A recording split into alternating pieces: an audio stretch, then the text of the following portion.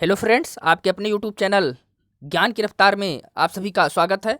आज मैं UP BEO का सॉल्यूशन पेपर लेके आया हूं, जो कि आपका खंड शिक्षा अधिकारी वाला पेपर हुआ है 16 अगस्त 2020 को। उसका मैं आपके लिए पूरा प्रॉपर सॉल्यूशन लेके आया हूं। तो चलिए स्टार्ट करते हैं। आपका जो पहला क्वेश्चन पूछा गया था कि फारेनहाइट पैमाने पर तापमान 200 फारेनहाइट है, इसका मान सेल्सियस पैमाने पर क्या होगा। तो इसका जो सही आंसर है वह है आपका ऑप्शन नंबर ए, यानी कि 93.3 डिग्री सेल्सियस। चलिए अगला क्वेश्चन आपका, सूची 1 को सूची 2 से सम्मिलित कीजिए तथा सूचियों के नीचे दिए गए कूट से सही उत्तर का चयन कीजिए।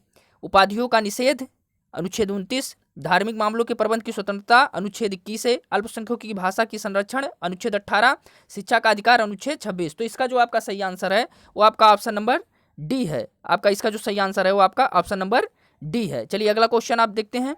भारतीय संविधान के 74वें संशोधन के संबंध में निम्नलिखित में से कौन से कथन सही हैं। यह संविधान में एक नई अनुसूची जोड़ने का उपबंध करता है, यह नगर पालिका की कार्य प्रणाली के पुनर्संरचना करता है, यह नागरिकताओं में महिलाओं के लिए आरक्षण का उपबंध करता है, या यह केवल कुछ निर्दिष्ट राज्यों में ही प्रयोज्य है। तो इसका जो आपका सही आंसर है, आपका इसका जो सही आंसर होगा वो होगा आपका ऑप्शन नंबर ए। पहला, दूसरा और तीसरा आपका तीनों सही है। अगला क्वेश्चन दोस्तों आपका, भारत में निम्नलिखित में से किस शिशुओं और अवयस्कों के साथ साथ आर्थिक और सामाजिक योजनाओं के लिए विधि निर्माण की शक्तियां प्रदत्त हैं। ऑप्शन है आपका केवल केंद्रीय सरकार को, केवल राज्य सरकार को, केंद्र एवं राज्य दोनों सरकारों को, केवल स्थानीय सरकारों को। तो इसका जो सही आंसर है दोस्तों यह हमको मिल नहीं पाया है पूर्ण रूप से। तो यदि आप लोगों को इसका आंसर पता होगा तो आप कमेंट बॉक्स में बता सकते हैं। चलिए अगले क्वेश्चन पे मैं चलता हूं। यदि सभी समाज सुधारक मानवतावादी हैं, सत्य हैं, तो निम्नलिखित तर्क वाक्यों में से कौन सा एक सत्य है। पहला, कुछ अमानवतावादी समाज सुधारक हैं, कुछ समाज सुधारक अमानवतावादी हैं, कुछ मानवतावादी समाज सुधारक हैं, कोई असमाज सुधारक अमानवतावादी नहीं है। तो इसका जो सही आंसर है आपका ऑप्शन नंबर डी।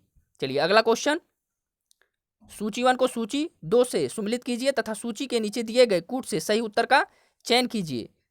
आपका जो दिया गया था अंतर्राष्ट्रीय वित्त के प्रति आधार बढ़ाना, उसके बाद आपके जो सामने दिया था अनुच्छेद 51 जा प्राणियों के प्रति दया भाव रखना, आपके सामने इसका दिया हुआ अनुच्छेद 51 का ज्ञानार्जन और सुधार की भावना का विकास, अनुच्छेद 50 राज्य की लोक सेवाओं में न्यायपालिका को कार्यपालिका से पृथक करना, अनुच्छेद 51 का छा। तो इसका जो आपका सही आंसर है दोस्तों आपका ऑप्शन नंबर डी है। आपका जो होगा आपका पहले का तीसरा सही होगा इसमें।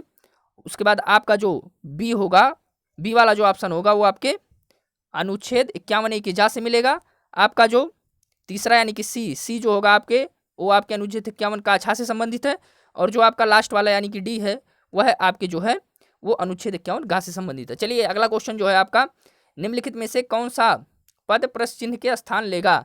4, 10, 82, यहाँ पे 4 और 10 के बाद क्वेश्चन मार्क है, 82, 244, 730। इसको जब आप सॉल्व करेंगे तो इसका जो आपका सही आंसर आएगा वह आपका आएगा ऑप्शन नंबर सी 28। चलिए अगला क्वेश्चन, ए बी का पिता है, बी सी का भाई है, सी डी का पति है और ई ए का पिता है, तो डी का ई से क्या संबंध है। इसका जो सही आंसर है आपका वह आपका ऑप्शन नंबर बी है, बहू का संबंध है। ये आपके रिलेशंस के क्वेश्चन थे। अगला क्वेश्चन आपका जो है, यदि किसी निश्चित कोड में दिसंबर को ERMBCEDE लिखा जाता है तो निम्नलिखित माह में से किसे ERMBVENO के रूप में लिखा जाएगा। इसका जो सही आंसर है आपका वो 9वें का आपका डी होगा, नवंबर। इसका जो सही आंसर है आपका ऑप्शन नंबर डी है, नवंबर। चलिए अगला क्वेश्चन, निम्नलिखित श्रेणी में x का मान क्या होगा। 1, 1, 2, 3, 5, 8, x 21। तो इसका आपका जो सही आंसर होगा वह आपका ऑप्शन नंबर बी होगा, 13। यहाँ देखिए 1, 1 में 2 जोड़ेंगे तो 2 आएगा, 2 में 3 जोड़ेंगे तो 5 आएगा, 5 में 3 जोड़ेंगे तो 8 आएगा और 8 में 5 जोड़ेंगे तो 13 आएगा। तो इसका जो सही आंसर है ऑप्शन नंबर बी 13 है।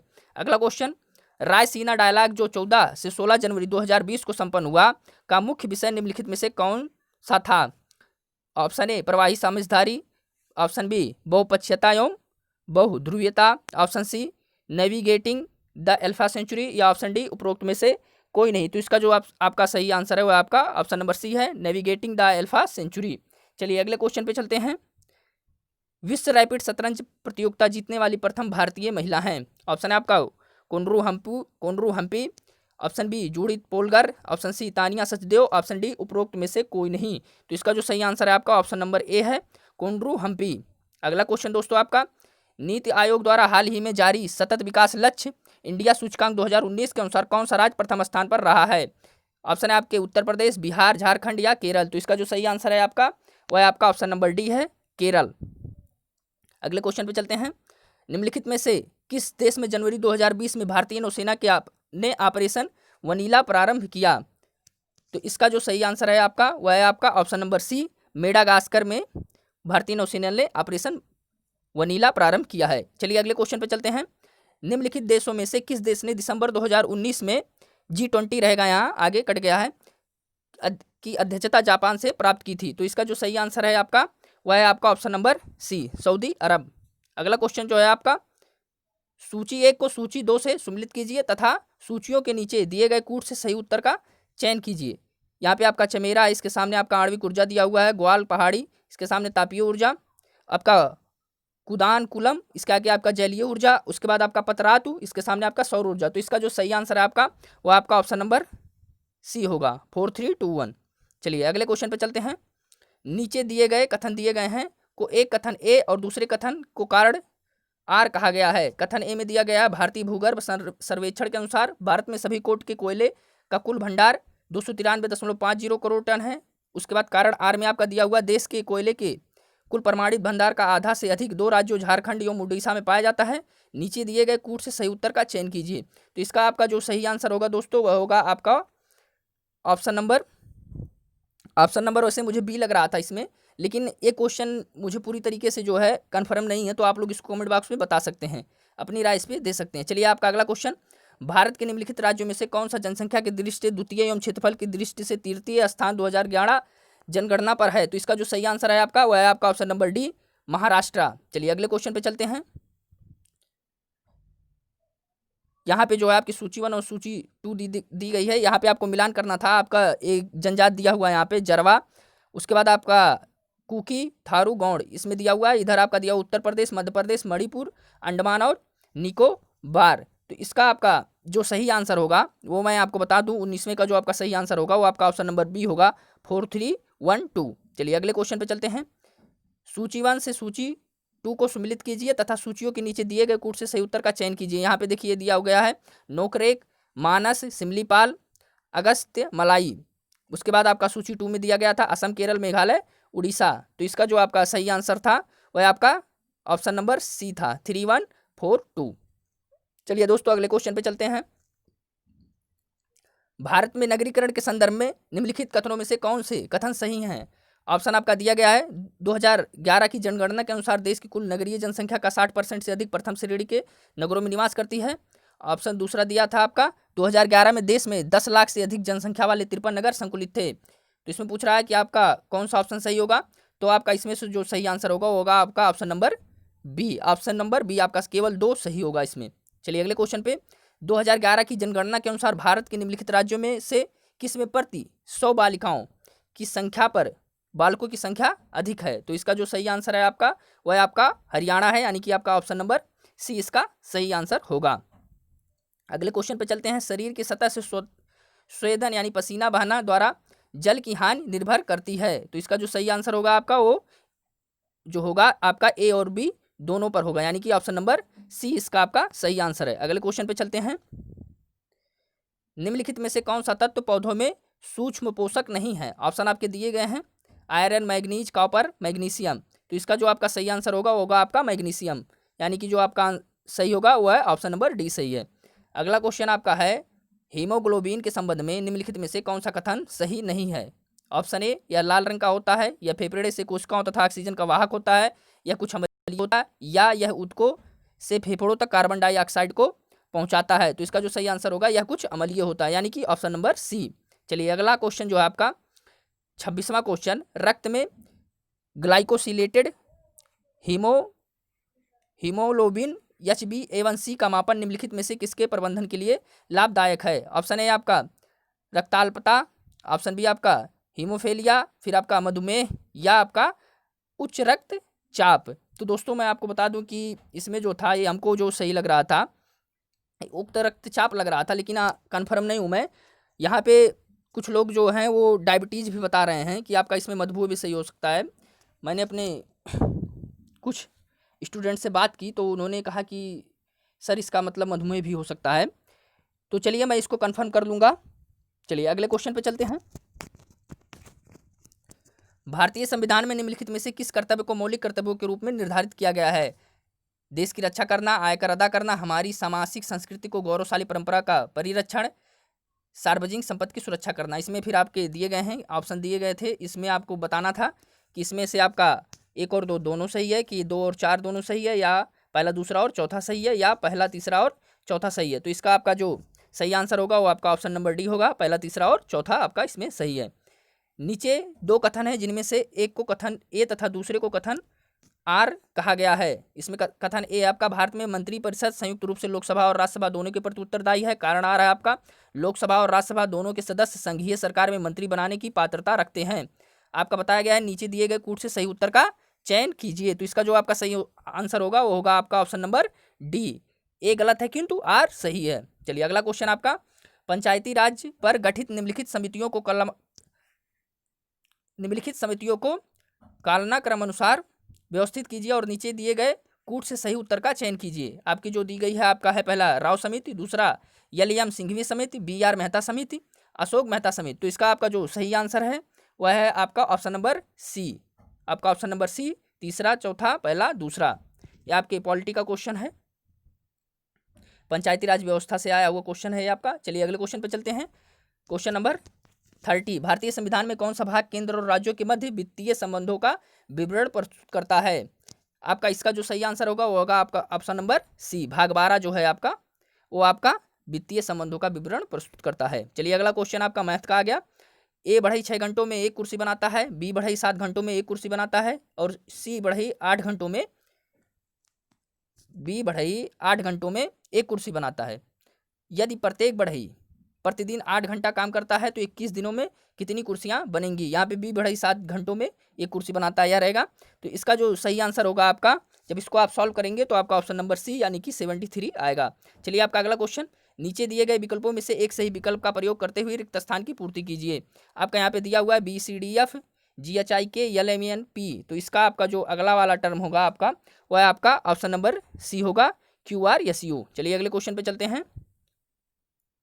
यदि 1980 में भारत का गणतंत्र दिवस शनिवार को पड़ता है, यक्स का जन्म 3 मार्च 1980 को ही होती है, वाई यक्स से 4 दिन बड़ा है, तो वाई के जन्म का दिन क्या होगा? तो इसका आपका जो सही आंसर है दोस्तों वह आपका ऑप्शन नंबर बी है, बृहस्पतिवार। चलिए आपका अगला क्वेश्चन दिया हुआ है, इसमें से आपको आंसर को चूज करना था।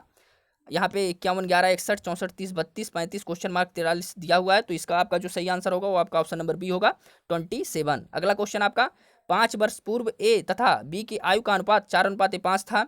यदि ए की वर्तमान आयु 29 वर्ष है तो बी की वर्तमान आयु क्या है? तो इसका जो सही आंसर होगा आपका 35 वर्ष, ऑप्शन नंबर डी। अगले क्वेश्चन पे चलते हैं। यदि x बराबर 2 + 2 सही 1/2 + 2 सही 2/3 हो तो x³ - 6x² + 6x का मान क्या होगा?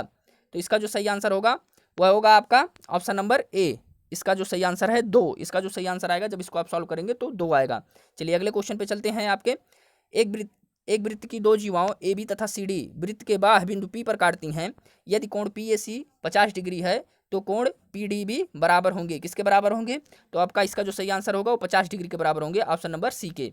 यदि 2 संख्याओं का मासापा और लासापा क्रमशः 21 एवं 84 है और संख्याओं का अनुपात 1:4 है तो इन दोनों की संख्याओं में बड़ी संख्या होगी। इसका जो सही आंसर है वो आपका 84 आएगा। आप डायरेक्ट लगा सकते हैं ट्रिक के माध्यम से। इसका जो सही है ऑप्शन नंबर बी होगा सही। चलिए 39 जो है आपका, देश के बड़े राज्यों के समूह में भारत के किस राज्य ने वर्ष 2019 में सुशासन सूचकांक में शीर्ष स्थान प्राप्त किया है? तो इसका आपका जो सही आंसर होगा वह आपका होगा ऑप्शन नंबर बी, तमिलनाडु। अगला क्वेश्चन, अप्रत्यक्ष करों को प्रतिभागी कर व्यवस्था क्यों कहा जाता है? इसके जो आपके सही आंसर होंगे वो होंगे आपके ऑप्शन नंबर सी। क्यों? क्योंकि जो होता है ये सभी आय समूहों पर समान नहीं लगाए जाते हैं। अगला क्वेश्चन आपका, भारत 5 ट्रिलियन डॉलर की अर्थव्यवस्था के लक्ष्य को कब तक प्राप्त करना चाहता है? तो इसका जो सही आंसर है वह है आपका 2024 तक, यानी कि ऑप्शन नंबर बी। चलिए निम्नलिखित में से कौन सा कथन 15वें वित्त आयोग के संबंध में सही नहीं है? पहला, भारत सरकार द्वारा 15वें वित्त आयोग का गठन 27 नवंबर 2017 को किया गया। Option number B, Shri NK Singh इसके अध्यक्ष हैं। ऑप्शन नंबर सी, आयोग की अनुशंसाएं 2020 से लेकर 25 के 5 वर्षों की अवधि के लिए होंगी। या ऑप्शन नंबर डी, आयोग को 30 अक्टूबर 2020 तक अपना प्रतिवेदन प्रस्तुत करने के लिए कहा गया है। तो इसका जो सही आंसर होगा आपका, वो होगा आपका ऑप्शन नंबर, इसका आपका जो सही आंसर होगा वो होगा आपका ऑप्शन नंबर ए। चलिए अगले क्वेश्चन पे चलते हैं। 43 पे, निम्नलिखित पल्लव शासकों का नाम उनके राज्यकाल के दृष्टिगत रखते हुए सही कालनाव क्रम अनुसार व्यवस्थित कीजिए और नीचे दिए गए कूट से सही उत्तर का चयन कीजिए। तो इसका जो सही आंसर है 43 वाले का, वह है आपका ऑप्शन नंबर ए, 4213। चलिए अगला क्वेश्चन जो है आपका, सूची 1 को सूची 2 से सम्मिलित कीजिए तथा सूचियों के नीचे दिए गए कूट से सही उत्तर का चयन कीजिए। चंद्रगुप्त, समुद्रगुप्त, चंद्रगुप्त द्वितीय, कुमारगुप्त।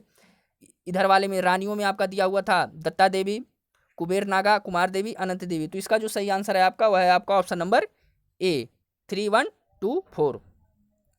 अगला क्वेश्चन जो है आपका दोस्तों, देखिए निम्नलिखित में से कौन सा सुमेलित नहीं है, सही सुमेलित नहीं है।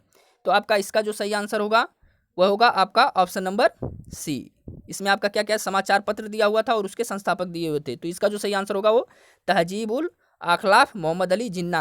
ये आपका सुमेलित नहीं है, गलत आंसर इसमें, मतलब गलत बताना था कि इसमें से कौन सा कथन गलत है। तो आपका ऑप्शन नंबर सी सही है इसका। अगला, सूची 1 को सूची 2 से सम्मिलित कीजिए तथा सूची के नीचे दिए गए कूट से सही उत्तर का चयन कीजिए। इसमें आपके दिए गए हैं जो, इसका जो सही आंसर होगा 46 वाला, वो आपका ऑप्शन नंबर ए होगा, 2341। अगले क्वेश्चन पे चलते हैं।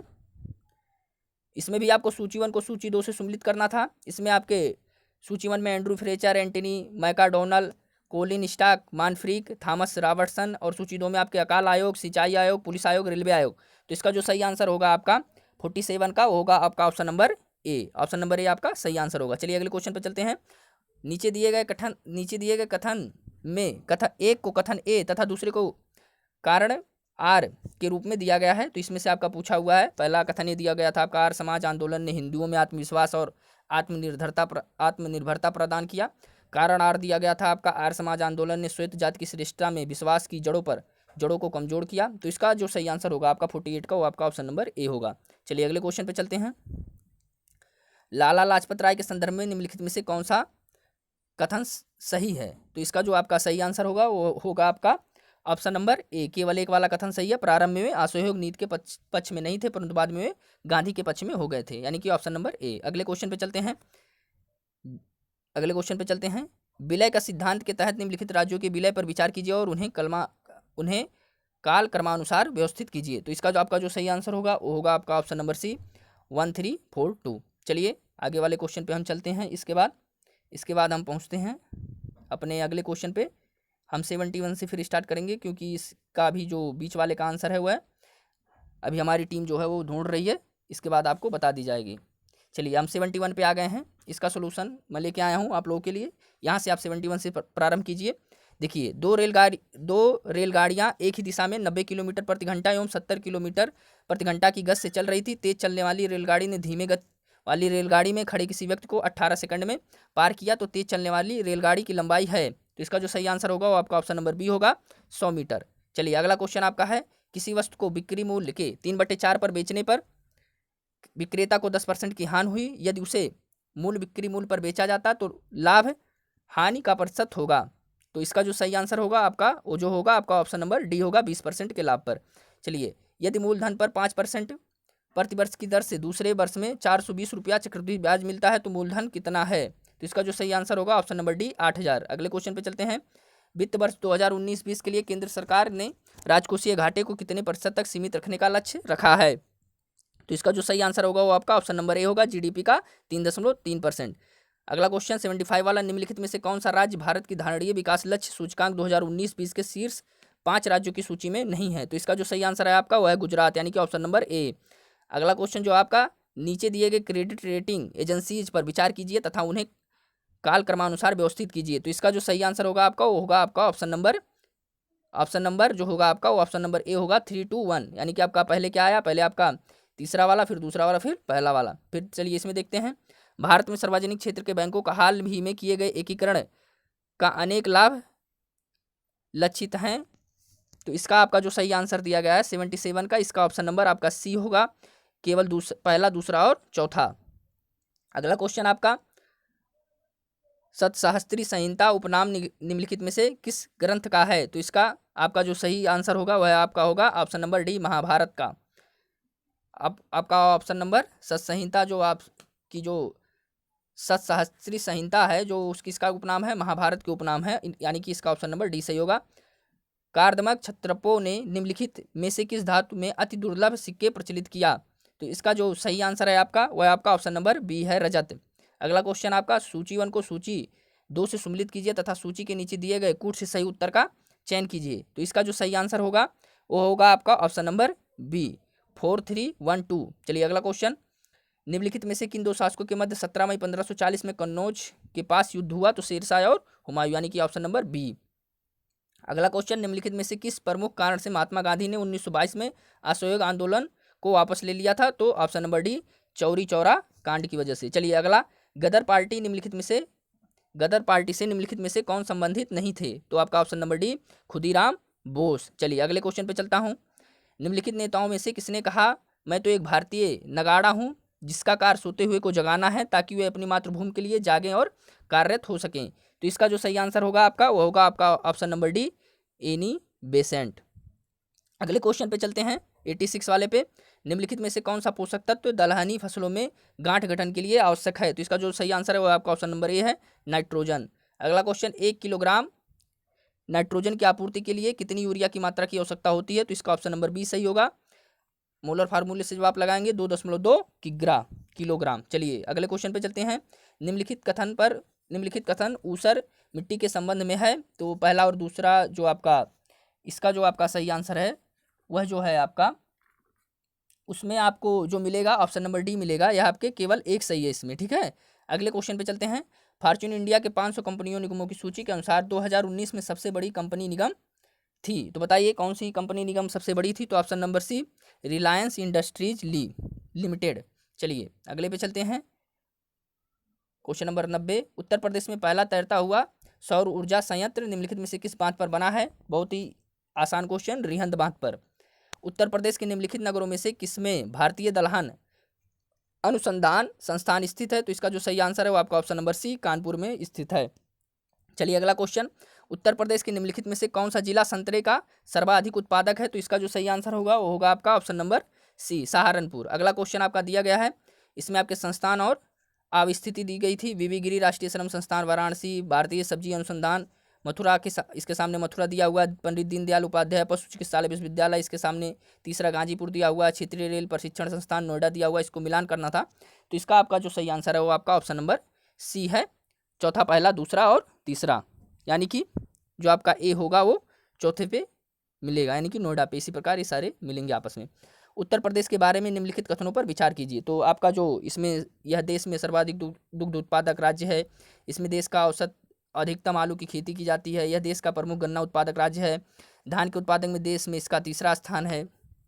तो इसका जो सही आंसर है आपका वो आपका ऑप्शन नंबर बी है, पहला, दूसरा और तीसरा। चलिए अगले क्वेश्चन पे 95 वाले पे चलते हैं, उत्तरी भारतीय शास्त्रीय संगीत का बाइबल ग्रंथ संबंधित है? तो इसका जो सही आंसर है आपका 95 वाले का वो आपका ऑप्शन नंबर ये सही है, नाट्य शास्त्र से।